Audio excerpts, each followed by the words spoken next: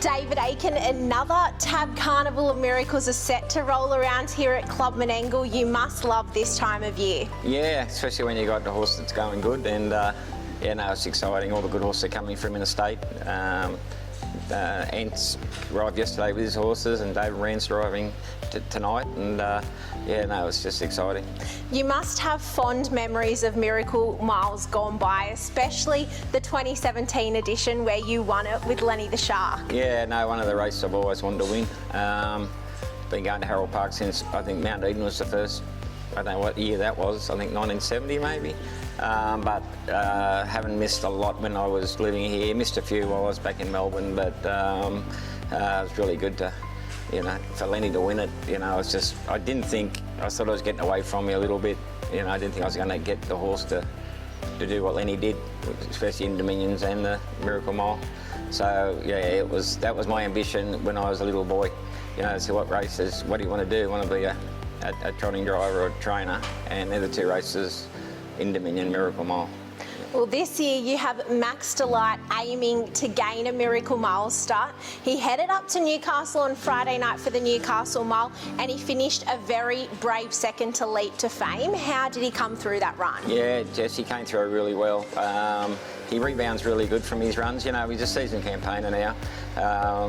You know, Leap to Fame's just won out the box, so we were really proud that we ran second, and it put us under notice.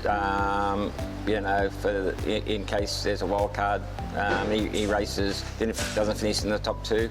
You know, puts him under notice that, you know, and he's 48 mile the week before that.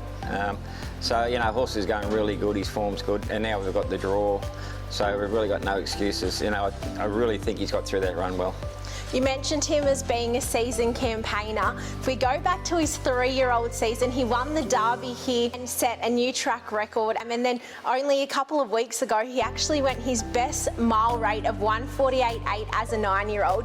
You must be so proud to have a horse like him in the stable. Oh, you know, for having him so long. You know, we had a hiccup after the Chariots. He ran third to Artie in the Chariots, and he strained a tendon, and so he's come back from that. But that Derby, and that's another race that's so hard to win, especially the Victorian and the New South Wales derbies. And actually, I think it's still a world record. You know, he rode at 51 for the mile and a half. That's still a record here. But he, you know, it was not so much the time. It was just that you won the New South Wales derby. It was pretty special. He's come up with Barrier 1 in this Saturday night's qualifier. What was your reaction when you saw the fields? Well, you know, I just didn't want bad luck. You know, he's been played probably the last 2 or 3 years with bad draws in big races. And, you know, I thought his run in the Hunter Cup was exceptional. He drew Barrier 13, he ran 7th. And these horses these days, you just can't be back in the field because they just don't stop anymore. So, you know, he's going to be around the speed somewhere, and hopefully close enough to be, you know, finish in the top 2. Will Rixon has forged a great partnership with the horse as well. He's only had 3 drives on him, but he's won 2 races and also ran a second. You must be really happy to have Will on board. Yeah, Will's done a great job. He's, you know, he does his form so well. You know, he's a really good horse to drive, but you know, Will's just a good up-and-coming. You know, he's a very, very good driver, very good on his form, and he does a really good job. And you know, I couldn't be happy having Will on.